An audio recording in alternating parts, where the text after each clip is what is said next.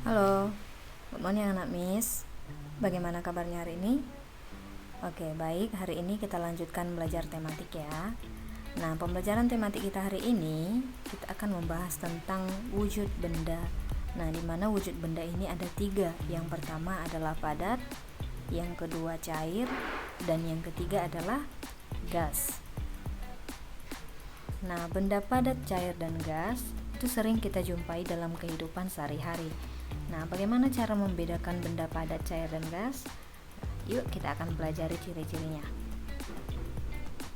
Nah, yang pertama kita bahas adalah tentang benda padat.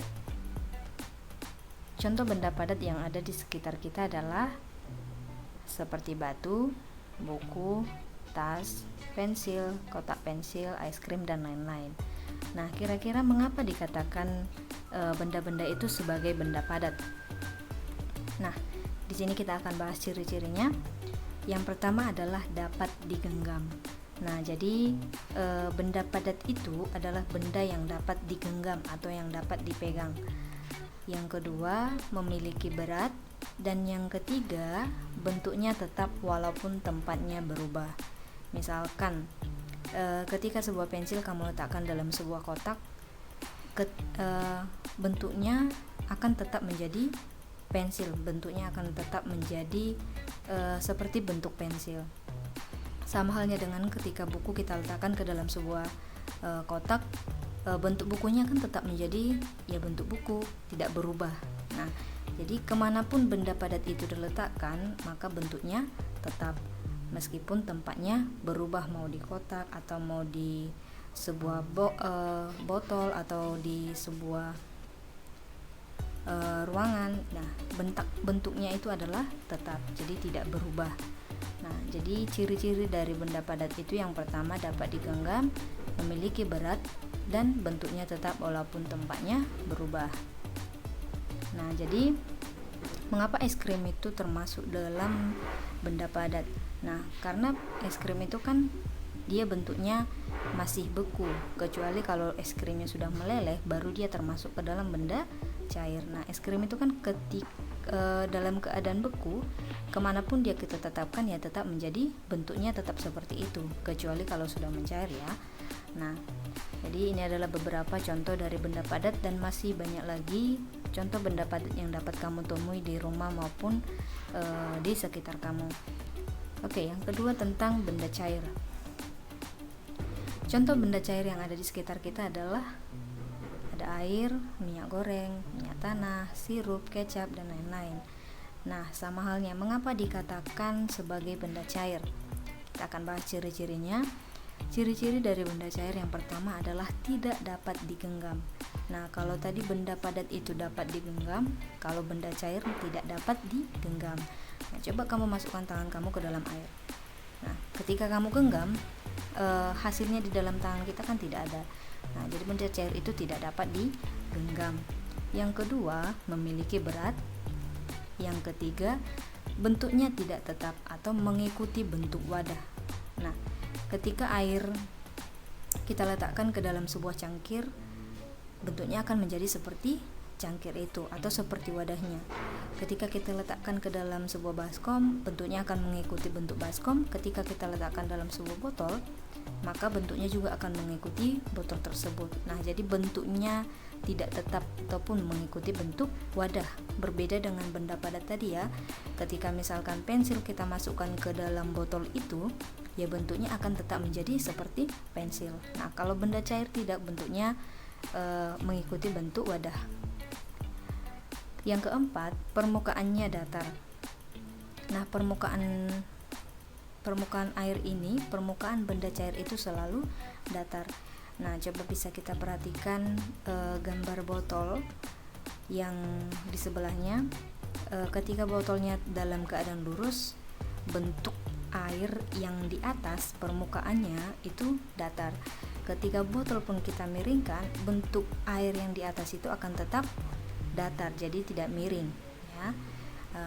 Coba bisa kamu praktekkan di rumah kamu. Ketika kamu coba ambil sebuah botol isi dengan air. Nah, bagaimanapun posisi botol itu, mau kamu putar, mau kamu miringkan, bentuk atas permukaan airnya itu akan tetap datar. Nah, itu adalah ciri-ciri benda cair, permukaannya datar. Yang kelima, mengalir dari tempat tinggi ke tempat rendah. Nah, bisa kita perhatikan dari gambarnya, air terjun itu mengalir dari atas sampai ke bawah. Jadi dia dari tempat tinggi ke tempat rendah. Misalkan entah di kamar mandi kamu, pasti tempatnya itu lantainya tidak rata. Jadi dia mengalir dari tempat tinggi ke tempat rendah. Dan yang terakhir, dapat meresap ke celah-celah kecil. Nah, pernah lihat tanah yang retak? Nah, ketika ada air di atasnya, maka air itu akan meresap ke celah-celah tanah tersebut. Nah, ini contoh celah yang besar ya. Kalau celah yang kecil, contohnya seperti coba kamu tumpahkan sedikit air ke lantai dan letakkan tisu, hanya ujung tisunya saja. Ketika kamu letakkan hanya ujungnya, maka air tersebut akan meresap sampai semua bagian tisunya akan menjadi basah. Nah, itu meresap ya ke celah-celah kecil. Nah, coba kamu letakkan di atas tanah ini buku, dia tidak akan meresap kan? Nah, karena dia benda padat. Nah, kalau benda cair dia akan meresap, jadi akan masuk ke dalam bagian-bagian tanah itu, meresap ke celah-celah kecil. Nah, jadi ini adalah ciri-ciri dari benda cair. Yang pertama, tidak dapat digenggam, memiliki berat, bentuknya tidak tetap, permukaannya datar, mengalir dari tempat tinggi ke tempat rendah, dan dapat meresap ke celah-celah kecil. Nah, yang terakhir adalah benda gas. Nah, kita akan bahas ciri-cirinya. Yang pertama, tidak dapat digenggam. Nah, jadi benda gas ini tidak dapat digenggam. Berbeda dengan benda padat tadi ya, dapat kita genggam, dapat kita ambil. Nah, jadi kalau benda gas itu tidak dapat digenggam. Yang kedua, memiliki berat. Yang ketiga, bentuknya tidak tetap atau mengikuti bentuk wadah. Nah, hampir sama seperti benda cair. Nah, kalau benda gas juga, coba kita perhatikan balonnya. Nah, di dalam balon ini ada gas. Jadi ketika bentuk balonnya bulat, maka gasnya akan berbentuk bulat juga. Ketika balonnya atau bendanya berbentuk lonjong atau panjang, maka gasnya juga akan mengikuti bentuk wadahnya. Yang keempat adalah menempati ruang. Nah, coba bayangkan ketika balon udara ini tidak diisi dengan gas, maka dia tidak akan berbentuk seperti itu, tapi menyusut. Sama seperti balon yang belum diembus, dia akan menyusut. Nah, ketika diisi udara ini akan menempati ruang dan membentuk benda itu. Nah, kira-kira apa saja sih contoh benda gas?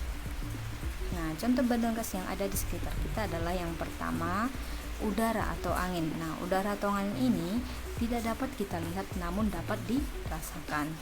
Nah, jadi angin ini atau udara ini kan tidak dapat kita genggam. Coba tangkap udara yang di sekitarmu. Dapat gak kamu genggam? Tidak dapat kan? Nah, itu adalah contoh dari ataupun ciri-ciri dari benda gas. Dia menempati ruang. Iya, mau dimanapun kita berada, benda gas ini selalu ada, udara ini selalu ada. Ketika pun kamu mengikat sebuah plastik, di dalam plastik itu pasti ada benda gas. Nah, memiliki berat, benar. Contohnya seperti gas LPG ya. Tahu kan gas LPG? Ada yang beratnya 3 kg, ada yang beratnya 10 kg. Nah, itu benda gas itu memiliki berat. Nah, contoh yang kedua adalah asap, dapat dilihat. Nah, kalau misalnya terjadi kebakaran kan nampak asapnya, atau asap-asap kendaraan. Nah, itu juga termasuk dengan benda gas, dapat dilihat ya. Kalau udara atau angin itu tidak dapat kita lihat. Contoh yang ketiga adalah awan juga dapat kita lihat. Nah, awan ini juga termasuk dalam benda gas. Oke. Nah, itu dia mengenai benda padat, benda cair, dan benda gas. Nah, banyak contohnya ya di dalam di sekitar kita. Benda padat apa saja contohnya, benda cair apa saja contohnya, dan benda gas apa saja contohnya. Nah, demikian yang dapat disampaikan hari ini. Silakan kerjakan lembar kerja yang sudah disediakan. Silahkan juga baca buku bosnya. Jika kurang paham boleh diulangi videonya, dan silahkan